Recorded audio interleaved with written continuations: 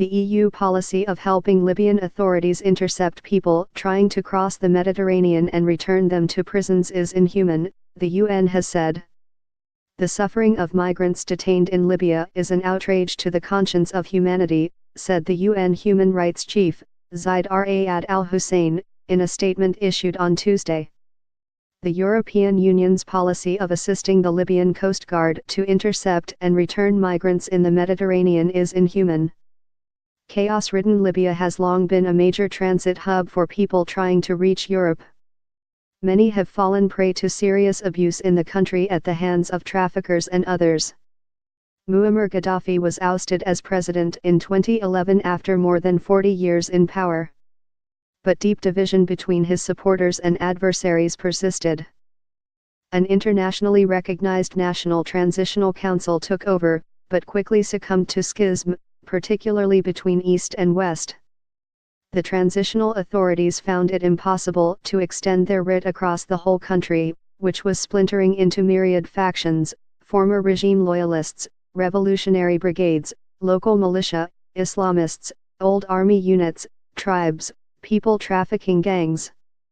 A General National Congress was elected in 2012 and established itself in Tripoli.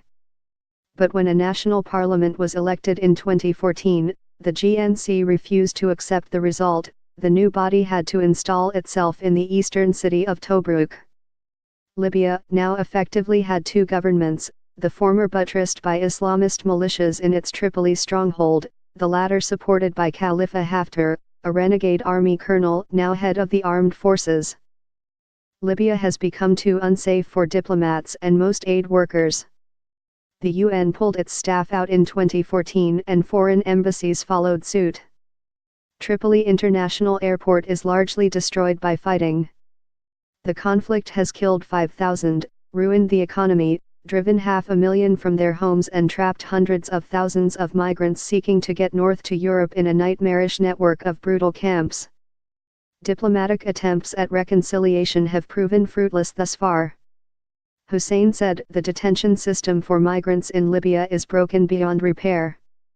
The international community cannot continue to turn a blind eye to the unimaginable horrors endured by migrants in Libya, and pretend that the situation can be remedied only by improving conditions in detention, he said. According to Libya's Department of Combating Illegal Migration, DCIM, 19,900 people were being held in facilities under its control in early November, up from about 7,000 in mid-September. The increase came after authorities detained thousands of people previously held by smugglers in Libya's trafficking hub Sabratha, west of Tripoli. Hussein said UN staff members had visited 4 DCIM facilities earlier this month and were shocked by what they saw.